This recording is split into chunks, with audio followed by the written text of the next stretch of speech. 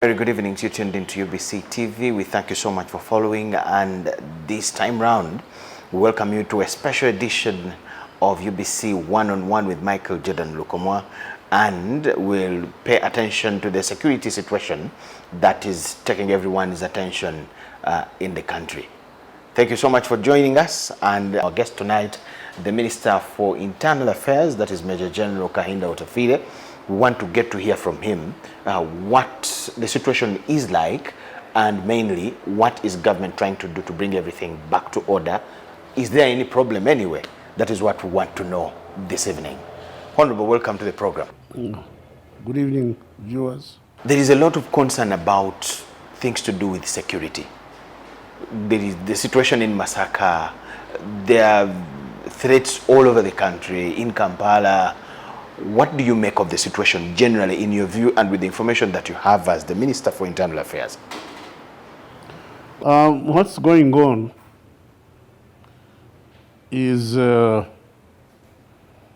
roughly summed threefold. I believe there are certain acts of insecurity that are part of organized crime. The motive for those crimes and that criminal activity is not very clear. Some of it has hallmarks of politics. You know that in some of the acts there are clearly political actors behind it. There is insecurity in Masaka as a result of sheer banditry, revenge killings, who are taking advantage of the general insecurity situation in Masaka. Then there are acts of hooliganism taking place across the country. People who are dropping leaflets, leaflets here and there and so forth, and trying to scare the population. So that's the different categories of the security situation obtaining, especially in Masaka. Politically motivated acts of sheer banditry, and then hooliganism. You will realize that the situation in Masaka, this is almost the third wave. Some years back, this happened where people were killed by the machetes and things like that. When you look at what you would call hooliganism, of throwing papers with threats to people, still it has ever happened in Kampala and some other parts of the country. What could have gone wrong with the security system in Uganda? One of those things that we have been proud of for a very long time. How come we don't see detecting and pro-action taken to these activities before they get into... No, you can't. I think that's a bit of unfair thinking on your part. There is no way we can predict that these things are going to happen until there are indications that these things are going to happen.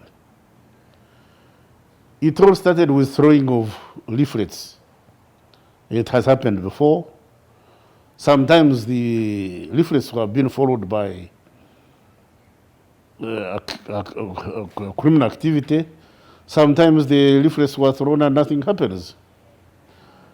In the case of Masaka, when the leaflets were thrown around, the security forces reacted by investigation. They were in the process of finding out who was behind the leaflets and what the intentions were. And as it would be, these leaflets were followed by acts of criminal acts, of killings in Rengo, in Masaka, you know. Now these acts of killings point to motivation Fortunately, some of the actors have been arrested. Some of the criminals have been arrested, and some have confessed that they were hired. They were hired, and some people have been named who attended the meetings where this criminal activity was organized.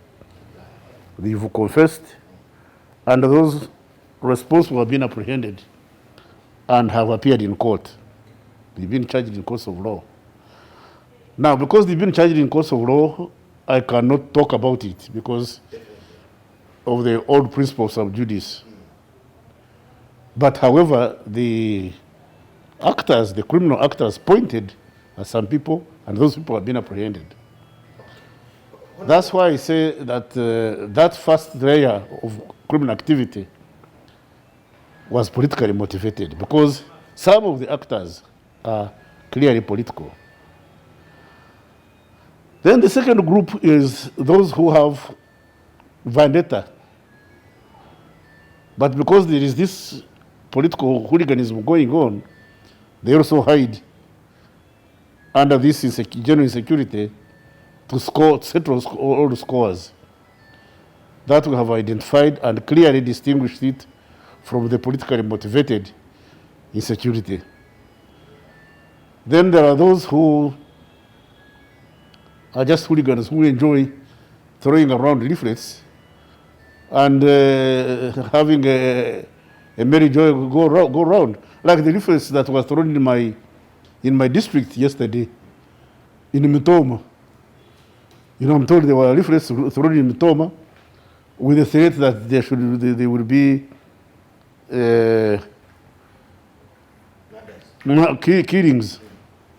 Now, I wonder why anybody should want to kill anybody in Mitoma, because we are homogenic.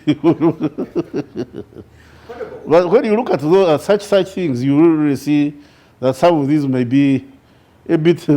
Why do you think our system cannot detect activities you call hooliganism and things like that? With the system that we have built for all this long, why do you think we don't have the capacity to detect and investigate? We have the capacity.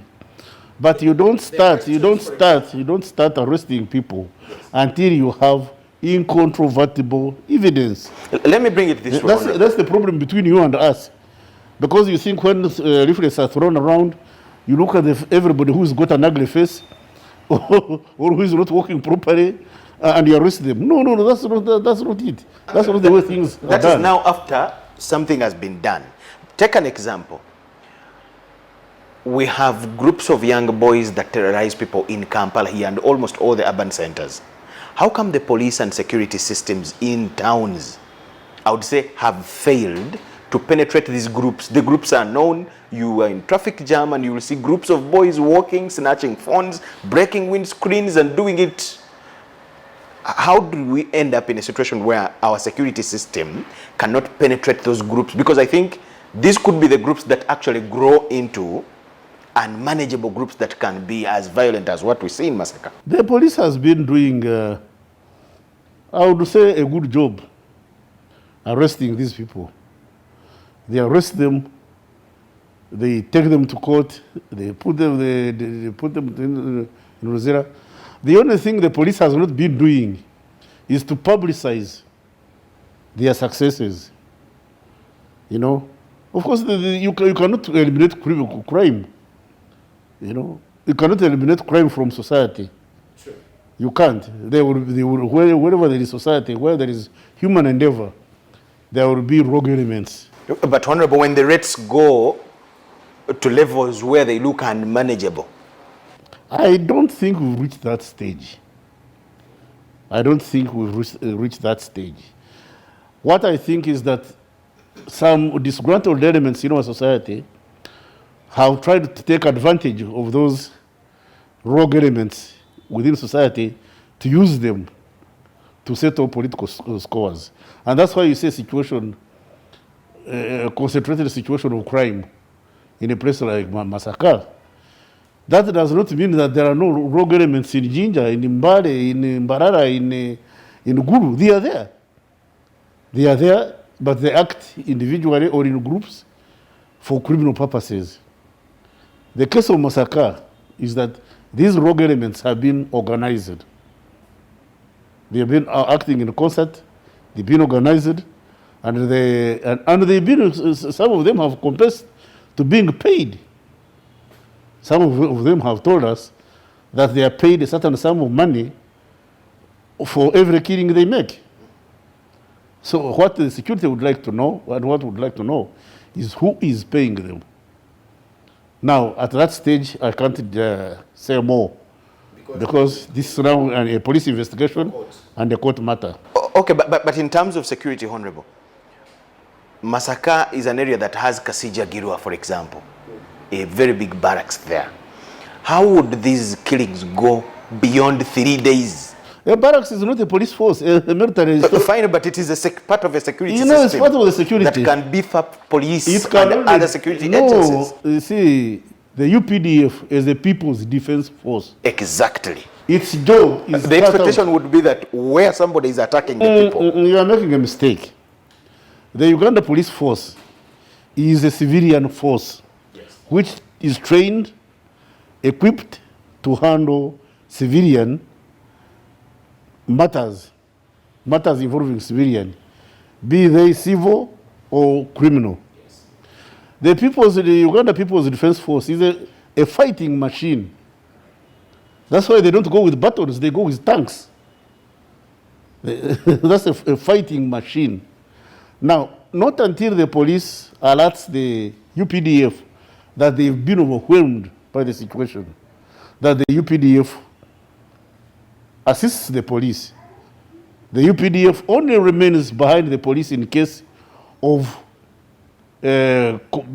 armed confrontation and engagement, or general rioting that causes unmanageable situations. But Kasajirwa, as a military barracks, cannot get out to investigate, prosecute, and what. No, that's the job of the Uganda police. The expectation would be that they would beef up security in the night. Yes, they will. Like now they are doing. Because the police force has said, we are going on patrol, we want your support. Honorable, this is after over 25 people had been killed by those wrong people. Those people were not killed in over a month. It was something that happened suddenly. And the armed forces and the security had to come with a well thought out response. And they have done very well. They have done a very good job. Because killing 25 people that can happen in one night, 1 or 2 nights. Yes. And 1 or 2 nights, neither the police nor you, no, not even the local people, not even the victims would know. Because if this was known, by the way, intelligence comes from the local population. Intelligence is not a dream. Information comes from the local population. When the local population has no information, the security forces are blind. It's the local population that helps the security forces to get information on which they operate. When the security forces act in consonance in consonance with the information given by the local population, then they are very successful. Don't security agencies have units that have to detect and prevent crime? Yes, they have.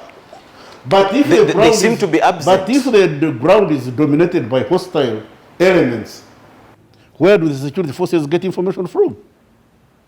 Security forces get information from the population. So the security forces must get to the population. Where you find members of parliament are hostile to the security forces, the LOC's chairpersons are hostile to the population, to the security forces. The elders are hostile to the security population, security forces. Where do you get information from to help the population? So ideally, that's why you remember the other day, I called the leaders of Masaka, the political leaders of Masaka, yes, and told them this is a situation in your backyard. And insecurity knows no tribe, knows no religion, knows no political party, knows no color. Insecurity is insecurity. Let's join forces and defeat this insecurity. And I'm waiting for their reaction. I'm waiting for the reaction of the opposition forces, the opposition leaders, as to what they are going to do about security in their areas. Because if they are not party to it, how come they are not condemning the killers? I'm waiting for a speech that was made by a member of parliament in those areas condemning the killings. Haven't they condemned it? I've only had a bed Wanaka.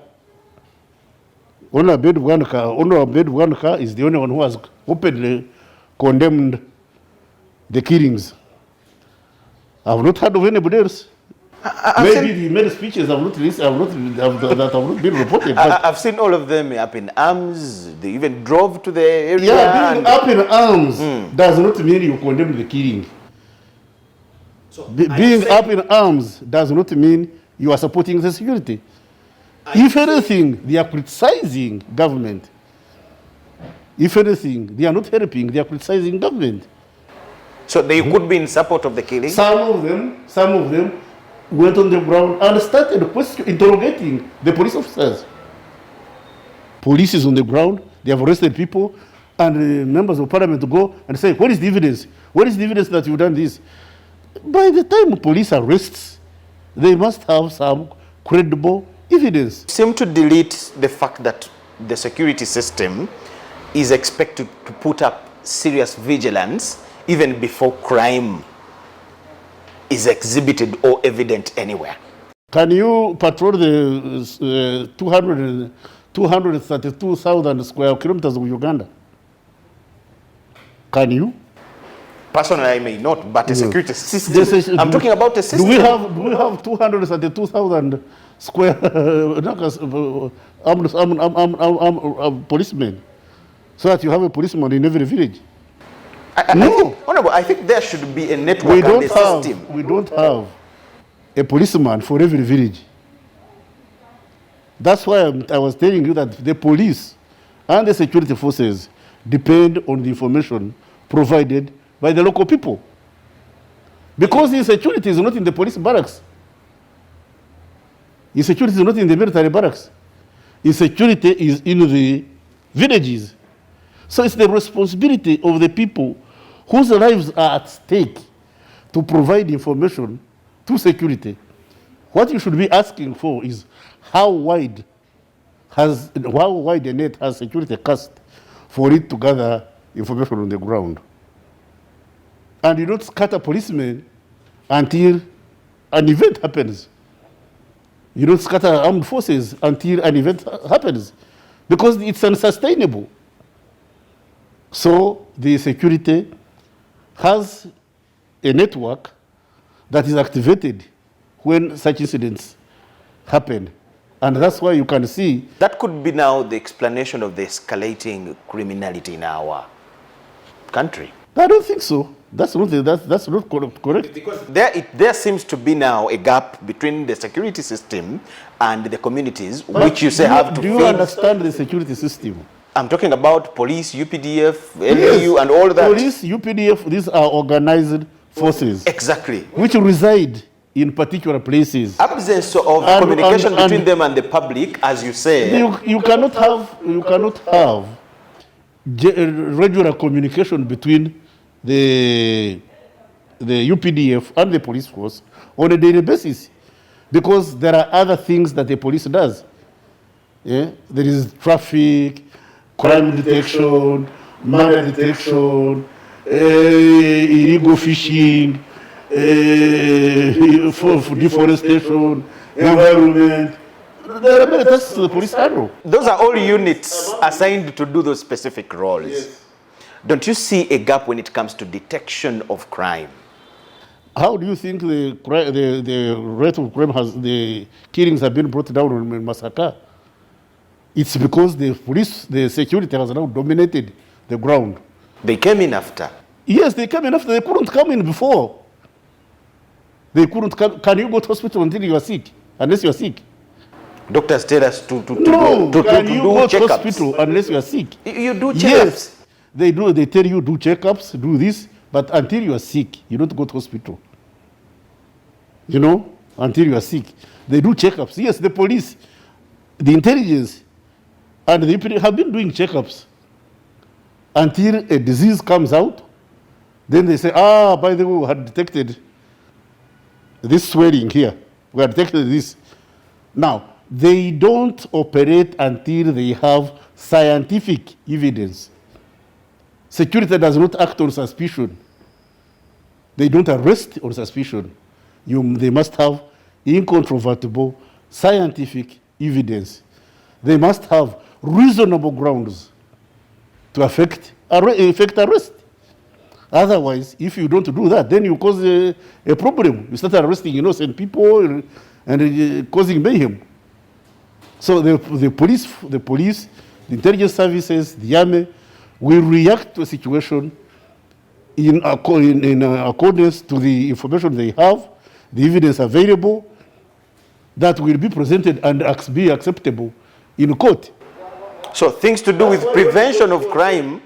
They go to court, they say, prove the matter beyond reasonable doubt. Yes. So proving the matter beyond reasonable doubt requires time. In terms of prevention of crime, ideally, what do you think has to be done? In terms of prevention of crime, yes, that's the responsibility of the security forces. But the main source of information and prevention is the population. Who initiates that kind of communication? But you don't go around asking people, do you see any criminals here? When there is no problem. Now, can you go to Cameroon and start telling people whether they have seen any criminals? No. Of course, I don't expect security to operate that way. Definitely, they must be having technicalities on how to handle that. Yes, there are technicalities. Yes. That's why there are people who are deployed in different areas as security officers. When security officers pick information, they report it, they analyze it, and act on it. Report, receive, analyze, and react. And definitely, that takes a bit of time. It takes a day or two or three. Because you don't pick information and then start moving. The information could be hearsay. The information could be factual. The information could be fabricated. The information could be a rumor. So, is our problem failure of the communities to alert security? It's our problem is not the community not alerting security. It's the community does not know these events are going to happen. Because the criminals don't alert the community that we are coming to cut you tonight, that we are going to be here. It's when they drop leaflets that the community reports the leaflets, that the security analyzes the threat and then reacts. Honorable, as we go for a break, what do you read about a situation of a leaflet thrown with a list of names, police and whoever is told, but again the guys come and cut these people on the list? No, they don't cut these people on the list. A list is thrown. Yes. Sometimes they come to attack those people. Sometimes they don't. Like these old people who are killed in Masaka. Do you think they were on the list? Some were on the list. No, there are people who are waylaid when they are coming from bars when they are traveling at night. Were they on the list? They were waylaying people who Arbet were not observing the curfew rules, and they were killed when they are going their way. There were old people who are living in isolated homes, old people, a woman of 90, an old man of 84, whose doors were broken and they were killed. So these ones were not on the list. The lists are sometimes thrown to hoodwink security.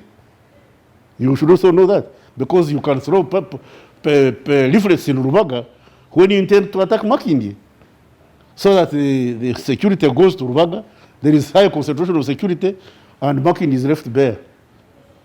So the security has to be cautious that some of these leaflets they throw is to hoodwink the security, so that the Other areas are left bare and they over-concentrate in areas where there is no danger. So this has to be properly planned, properly analyzed and properly planned.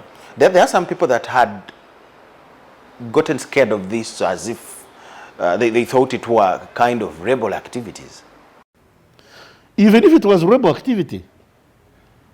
Because you see, once a political motive is established, you can't rule out rebel activity. Once political actors get involved, either for political reasons or for criminal reasons, that one has to be determined by court. You can't rule out any possibility. You know? Government is not the one which starts the rebel activity. It's those who want to engage in rebellion. You seem not to want to accept that we have a problem in the security system. No, I don't think so. We may have, lapses on the part of individuals, shortcomings on the part of individuals, but not the security system. Let's take a very short break. On return, we're going to look at a few of them, and we'll get to understand one by one. To you watching, thank you so much. I'm with the Honorable Major General Kahinda Otafiire, Minister for Internal Affairs. We are taking time to assess the security situation in our country and what exactly government is doing to see that we are all safe. Thank you so much for watching. Enjoy this short break.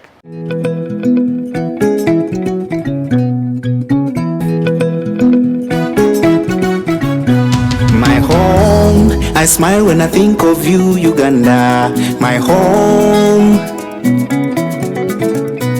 My home, I dance when I look at you, Uganda. My home, oh my Uganda. I know, with you I'll always stay forever. I know, because I feel that we belong together. My home,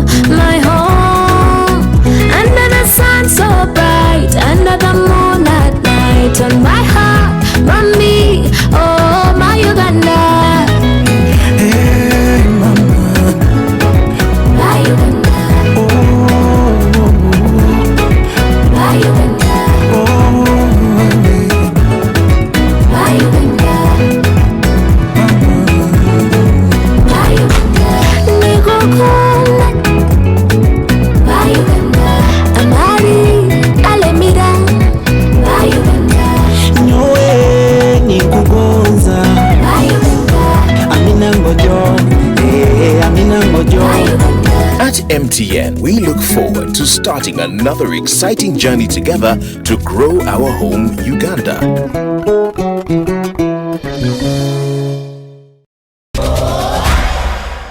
UBC One-on-One, welcome back from the break. Thank you so much for keeping it with us. We are with Major General Kahinda Otafiire, Minister for Internal Affairs. We're trying to get to understand the situation to do with security in our country and what exactly is being done to see that we are safe. I'll put it that way. Honorable, welcome back from the break. You don't agree that we have a security problem to do with our security system. We have had arrests, and the public is always terrified with the way how things are done. Some operations leave a lot of fear.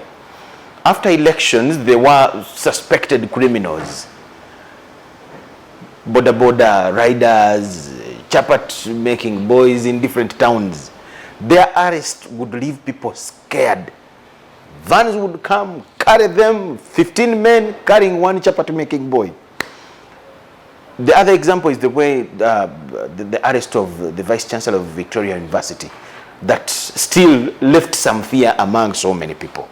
What do you make of the way we make these arrests? And we don't see this when it comes to criminal activities that really leave lives lost. There are mistakes made by individual security operators. You can't call that doctrine, security doctrine. Arrests are supposed to be carried out by the police. And anybody arresting people other than the police is doing it illegitimately and illegally. Really? Yes. Is it illegal? Nobody should arrest anybody other than the police. I want to get you right, Honorable. Is it illegal for we hear CMI, ISO, who to arrest? No, all these are nomenclatures. See, police is in uniform and in plain clothes. Some of these fellows you call CMI are actually plain clothes policemen. It's anti-terrorism, plain clothes, ordinary police, and CID, and criminal investigation. Sometimes they are backed by the armed forces, the army, where they expect possible confrontation. But their arrests are carried out by the police, either in uniform or out of uniform. Is it okay in layer? Because In the what? expectation would be that if somebody is coming to arrest me, I must identify them. But when all they have is a gun, It depends on the nature of criminal you are going to arrest. If this criminal you're going to arrest, you have reason to believe could be armed and possibly violent, then you don't come to arrest him with a rosary. But if you are coming to arrest an ordinary criminal, the CID or the police officer, any police officer will come and say you are arrested. Oh, Honorable, that brings me to the example I gave you. After elections, you remember the excitement that we normally At have. that time, I was not Minister for Internal Affairs, so I may not be the best person to ask. But you may comment because at least you have the general knowledge. We saw arrests of boys on chapati stalls, border cyclists, and the kind of scenes during the arrests would really leave the whole villages scared and terrified. But can you, What does that... why don't you complete the narrative? Why don't you complete the narrative and say, this chapati maker was arrested because he was suspected to be of this category of criminal. The man may be a chapati maker, but a bomb expert. Does ADF tell you that we are going to send somebody with an explosion vest? You may find this man is a chapati maker, but he's a bomb expert. Somebody the security has belief and information has trained in making bombs. So, how do you handle that kind of person? Yeah. There are dangerous people, innocent looking, with very deadly skills. So that one you don't handle with kid gloves. Yeah. Sometimes, the arresting officers also exceed the expectations. They are human beings. Sometimes they also get scared. When they tell you this man is a suicide bomber, when you have information that that person you're going to arrest is probably a suicide bomber, how do you behave? Have we heard of suicide bombers? Yes, sir. You've heard. Do suicide bombers go confessing they are suicide bombers? No, not at all. They appear and behave like normal, peaceful, law-abiding citizens. Honorable, we have not had cases where these kind of allegations turn out to be true. No, because the suicide bombers have been arrested before they have carried out their activities, like the one who was arrested in Padel when we had gone to bury the little rocket. Was there a suicide bomber or not? This man was in his hotel assembling bombs to come and blow us to pieces to send us to God. So when you're going to arrest that kind of person, what do? Do you recite rosary and then go and arrest the man? No. You go prepared. So that's why we see people who are going to arrest this man, human beings, who have a reason to fear that this man could be dangerous. Yes, they are. So they don't just pick the man like they pick an ordinary chicken thief. The suicide bomber is not a chicken thief. Do you relate that to the story of the Vice Chancellor with the footage that we saw that went viral? I have not seen the footage. I don't know where these fellows arrested. I have not read the report of what actually happened. No, I have not read the report. It caused a serious scuffle within the offices. Well, the Vice Chancellor has been released. The Vice Chancellor has been released. If it was a mistake, it was unfortunate. Okay. And we are saying these fellows will not repeat it.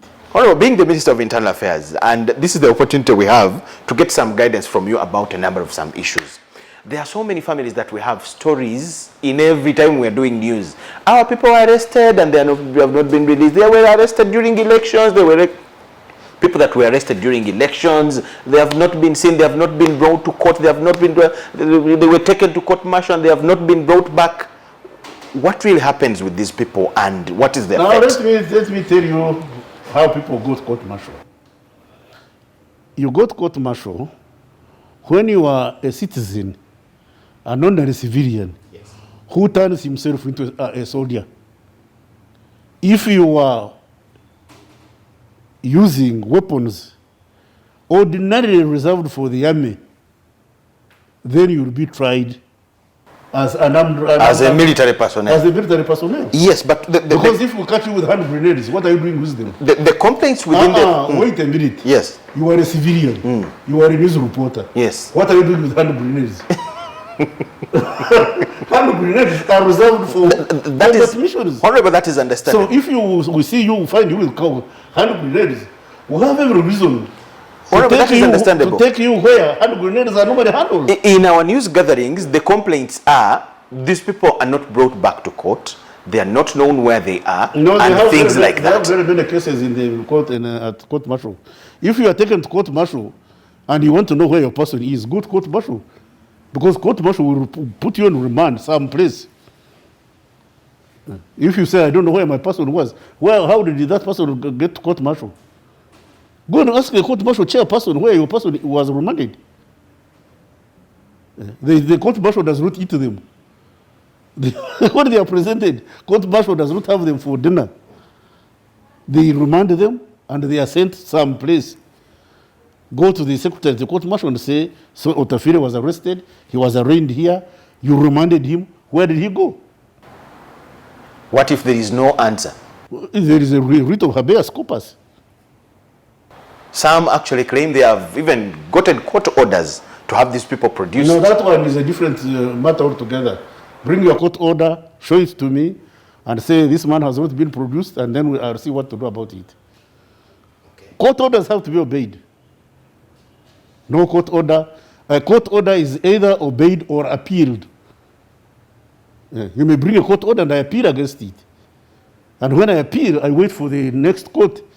The appeal takes precedent, because I am saying you brought a court order has been issued, but in my belief as a security officer, this court order is going to take us back to force us to release this dangerous person. The court is not aware how dangerous this person you're asking for is, and how long it has taken us for us to look for him. And we have every belief that once we release this individual, we may not get him back. So what do? We appeal the court order. We appeal to the court order. Yeah. When we appeal the court order, we wait for the next level court to determine whether we should release this individual or whether we should do, whether the court will uphold the order we have appealed, or we can go on and the order is set aside. There are people who are worried about their faith. Recently, there is a school for children, Muslim children, that was raided by security and people were arrested in the areas of Bombo. If you have a school for children, why should security arrest it? There must be a reason why security interferes. You have a school for children where you are teaching children how to make bombs. You have a school for children where you are taking these children abroad. You are engaging in human trafficking. You have a school for children where people's children are put in danger under the guise of teaching them free education. There must be a criminal element why places like that are raided. Why would there be such justifications and the public goes ahead to complain? Is it lack of clear explanations as to why? I think, yes, I agree with you that the security forces, and of course that's their nature, do not explain themselves. Isn't that wrong then? There is nothing in their standing order says they must explain what they are doing. It's the duty. Am I not supposed to know why? Wait a minute. It's the duty of those of us who supervising them to explain why certain things are done. And if we don't explain, you don't blame the security forces. You know? Am I not supposed to know why I'm arrested? That's why the security forces have spokespersons. Enanga for police, Veine for prisoners, I don't know for this one for the UPDA, for, you know. You have a right to know why you are arrested. Yes, but these people get to know, like the ones I've told you who claim their relatives have not been seen since elections. They don't know what is happening. Why are they complaining to the press? Why don't they complain to the relevant authorities? It is after failing. No, that's not true. How did you find me? How did you find me? Of course, I'm a press man. Yes, you're a press man. They should know there is a person called the Minister of Internal Affairs. There is a minister called Minister of Security. There is a Minister of Defense. There is the government spokesperson. There is the Prime Minister's office. So instead of these women, there is the police. There is the police, the chief of police. Instead of these women crying before our cameras, they can actually get help from you. They cry before our cameras because there is something they are trying to hide. Yes. Yes. And when they cry to you, what do? Do you direct them to where they should go? Definitely. That's why actually I can personally. But none of them has come here. If they have cried before you, did you tell them to come here? Did you tell them to come here and we failed to answer their queries? I thought I would handle it. Oh, no. That's not the way things are done. There is a DPC in every district. No, our police forces are very friendly. Find out. If this can't find out, the other one will find out, this one will find out. Yeah. Okay. As we go to wind up, Honorable, what kind of strategies is government going to take to bring the situation back to normal? Because there is fear around Kampala itself. There are groups of boys, like I was telling you, there are groups of boys that terrorize people in Kampala, steal, break into houses, do a lot of things. In addition to what is in Masaka and everywhere. Now, for Kampala, thank you for bringing it to my attention. Other people have reported it. We have put in place, we've already put in place a scheme for getting the population to cooperate with the security forces, and we shall soon arrest those people. Okay. So what other moves is government taking to see that? No, we are doing everything possible within our means. Within our means. Remember, our resources are limited. Within our means, we are doing everything possible to ensure that the people and their property are protected. What would be your last message to the Uganda? My last message to the population of Uganda, the people of Uganda, is please, at every level, wherever you are, work with the security forces to help them to protect you. Work with the security forces to help them to protect you. Don't hide criminal elements. Don't give them succor. Yeah. And if there are any issues to be resolved, let's sit down and discuss them. Is there such a platform? What? Do you, as the security system, give such a platform? Security forces are not supposed to discuss problems.